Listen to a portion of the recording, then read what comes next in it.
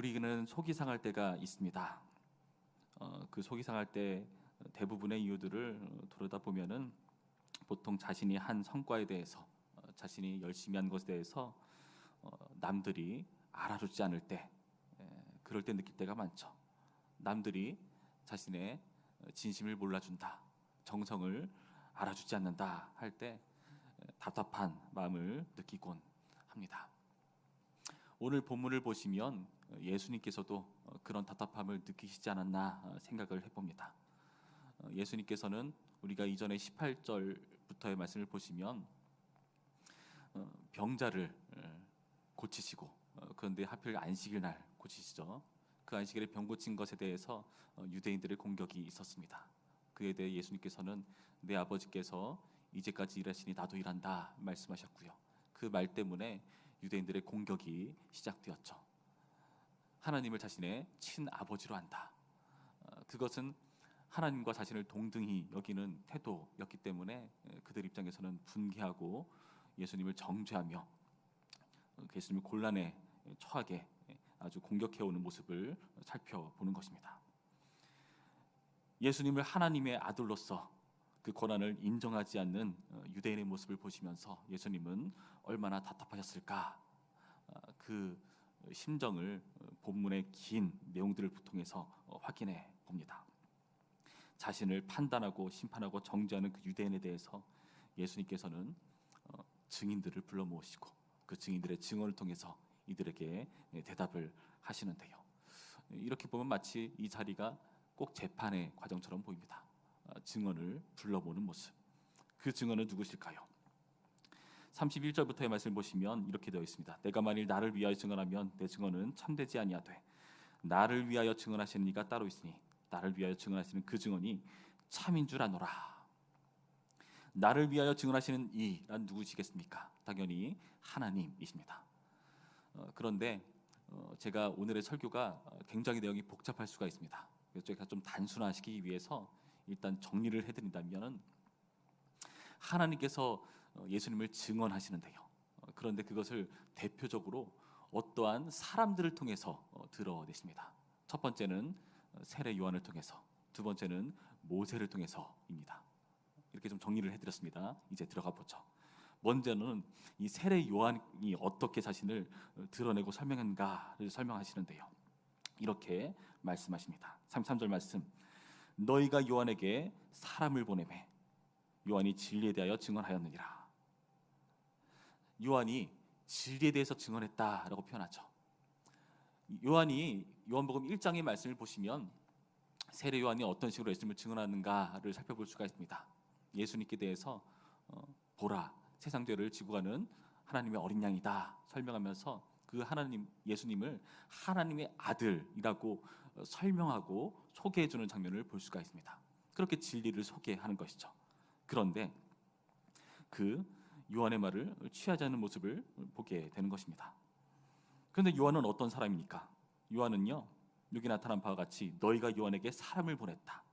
그리고 35절 말씀 보시면 요한은 켜서 비추는 등불이라 너희가 한때 그 빛에 즐거이 있기를 원하였거니와.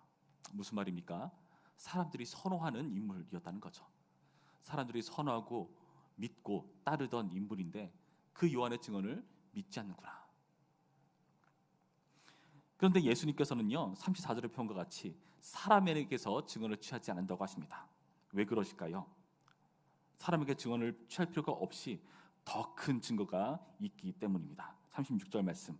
내게는 요한의 증거보다 더 큰 증거가 있나니 아버지께서 내게 주사 이루게 하시는 역사, 곧 내가 하는 그 역사가 아버지께서 나를 보내신 것을 나를 위하여 증언하는 것이요.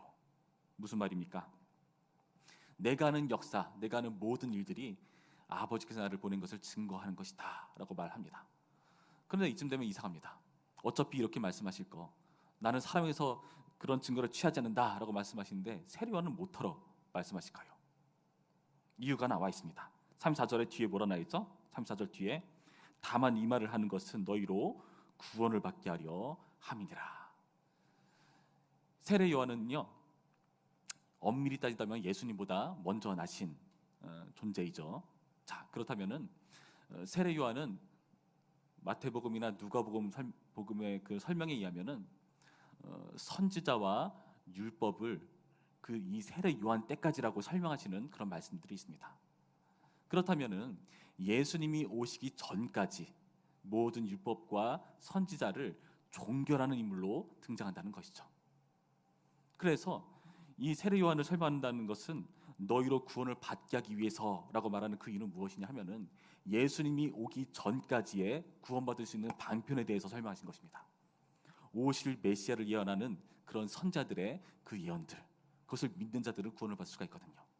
당연히 예수님 오신 이후에는 오신 예수님을 믿음으로써, 오신 메시아를 믿음으로써 구원을 받을 수 있거든요. 그래서 예수님께서 36절에 아버지께서 내게 주사 이루게 하시는 역사라고 표현한 겁니다. 여기서 이루게 하신다라는 것은 성취한다, 완성한다라는 의미입니다. 그러니까 이전의 예언들을 성취하고 완성하는 일을 내가 하고 있다. 그건 아버지께서 내게 주신 역사이고 일이다라고 설명하는 것입니다. 그리고 하나님께서는 세례 요한을 통해서 이렇게 자신을 드러내셨지만은 또 어떤 방식으로 자신을 드러내시는가? 모세를 통해서 자신을 드러내셨습니다.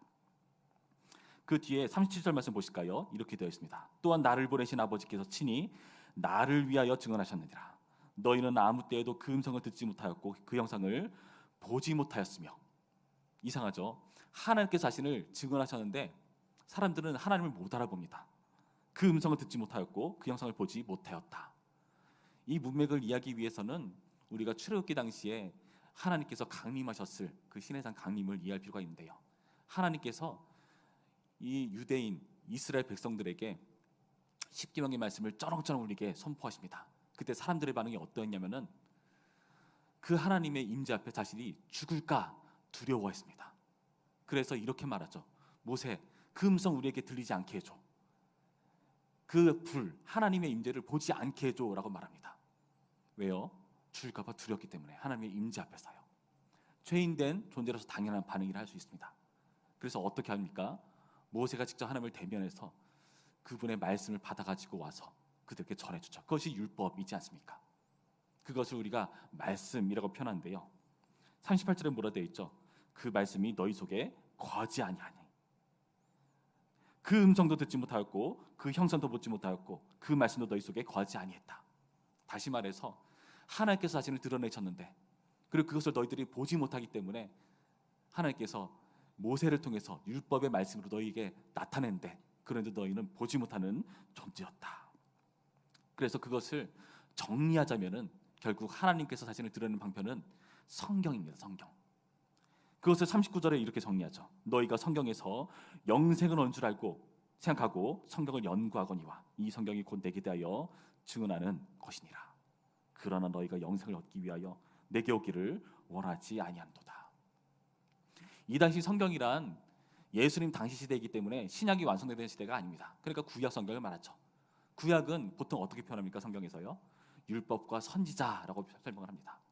선지자는 아까 봤듯이 세례 요한을 통해서 맞춰진 것이고 율법은 대표적으로 모세가 있죠.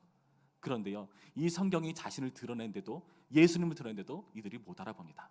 예수님이 뭐라고 말씀하시느냐? 45절 말씀 이렇게 되어 있죠. 내가 너희를 아버지께 고발할까 생각하지 말라. 너희를 고발한 이가 있으니 곧 너희가 바라는 자 모세니라. 모세를 믿었더라면 또 나를 믿었으니 이는 그가 내게 대하여 기록하였습니다. 그러나 그의 글도 믿지 아니하거든 어찌 내 말을 믿겠느냐 하시니라. 결국 모세가 너희를 고발할 것이다. 모세가 결국 말하고자 하는 자가 바로 나인데 너희는 그것을 인정하지 않고 있다라고 말합니다. 모세 또한 이들이 선호하던 존재였죠. 너희가 바라는 자 모세니라 말하지 않습니까? 성경은 또 어떻습니까? 너희가 성경에서 영생을 얻는 줄 생각하고 성경을 연구하거니와 라고 39절에 말하죠. 다시 말해서 이들은 자신이 그토록 하나님을 믿고 그것을 위하는 방식으로 세례 요한도 선호했고 모세도 선호했고 성경 말씀도 깊이 깊게 들여다보는데 정작 그것이 말하고자 하는 예수 그리스도는 보지 못하는 모습, 이것을 지적하고 있는 것입니다. 그래서 히브리서 1장에 보시면 이렇게 말하죠. 옛적에 하나님께서는 다양한 방법으로 우리 가운데 나타나셨다. 그러나 마지막에는 아들을 통해서 말씀하신다. 그 아들이 곧 하나님의 영광의 본체이고 그의 형상이다 라고 설명하는 구절이 있습니다. 그런데요, 그 예수님을 인정하지 않는 모습을 우리는 어떻게 이해할 수가 있을까요? 오늘의 본문에서 예수님께서는 그 이유를 설명하십니다. 너희가 나를 받아들이지 않는 그 이유를 이렇게 설명합니다. 43절 말씀. 나는 내 아버지의 이름으로 왔으며 너희가 영접하지 아니하나 만일 다른 사람이 자기 이름으로 오면 영접하리라. 너희가 서로 영광을 취하고 유일하신 하나님께로부터 오는 영광은 구하지 아니하니 어찌 나를 믿을 수 있느냐. 너희가 서로의 영광을 취하고 있다. 그러나 하나님께로부터 오는 영광을 취하지 않고 있다. 이들은 되게 의아한 말씀이었을 것입니다. 하나님 무슨 말씀이십니까? 우리가 하나님을 얼마나 사랑하는데요, 우리가 얼마나 율법을 잘 지켰는데요, 내가 옛날부터 유대인으로 그 문화 안에서 깊이 있게 살아왔는데요, 오늘날 우리 따지면 어떻죠? 내가 교회에서 열심히 생활했는데요, 열심히 봉사했는데요, 열심히 설교 들었는데요, 도대체 그게 무슨 말입니까? 그 열심히 하면은 바리새인을 빼놓을 수가 없죠. 마태복음 5장에 의하면 산상수훈 말씀 중에 예수님께서 바리새인의 의에 대해서 설명하십니다. 구제와 기도와 금식으로 표현된 그들의 의. 그런데 그 구제와 금식과 기도라는 것은 사실 하나님께 대해 표현해야 되는 신앙의 방식이 아닙니까? 그런데 이들은요, 그 대상이 하나님이 아닌 사람을 향해 있었습니다. 사람들에게 옳게 보이라고 그 기도와 금식, 구제도 이용하는 모습. 왜요? 영광을 위해서, 자기의 영광을 위해서. 그것이 바로 이 말입니다. 너희가 서로 영광을 취하고 유일하신 하나님께로부터 오는 영광은 구하지 아니한다. 이들이 예수님을 거절한 이유는 너무나 분명합니다. 예수님은요, 그들이 원하는 방식이 아니었거든요. 그들이 원하는 신앙의 방식이 아니었거든요. 그들이 쫓고 추구하였었던 하나님의 방법이 아니었거든요. 그래서 거절하는 것입니다. 우리도 그러합니다. 우리도 어떤 사람은 모태신앙으로, 어떤 사람은 정말 길고 긴 시간 신앙생활을 해왔었던 그런 기독교인으로 우리는 자신을 드러내기를 원할 수 있습니다. 또는 어떤 사람들은 되게 유명한 큰 대형교회 다니는 것을 자부심으로 삼기는 사람도 있어 보이기도 합니다. 그런데요, 정말 중요한 것은 과연 내가 예수 그리스도를 자부심으로 삼는가? 그게 문제인데 그렇지 않다는 것입니다. 때로는 종교도 이 기독교라는 종교를 이용해서 자신의 영광을 포장하기 위한 수단으로 삼습니다. 정치인들은 표를 위한 수단으로 삼고요, 신앙인들은 자신이 어떤 거룩하고 의로워 보이는 통로로 삼기도 하고요. 여러 가지 방식으로 신앙의 그런 형태만을 우리가 이용할 뿐 이것으로 자신의 영광을 취하는 모습은 혹은 없는가 들여다보셔야 됩니다. 주보 작업을 할 때 주의하는 것이 하나 있습니다. 그게 뭔지 아십니까? 가급적이면은 사람의 이름이 드러나지 않게 하려고 노력을 합니다. 그래서 여러분 눈치채시는 분도 있겠지만은 헝금한 그 내용들 감사제목을 써놓은 안에 가급적이면은 실명은 제가 뺍니다. 구체적인 내용은 제가 뺍니다. 왜 그럴까요?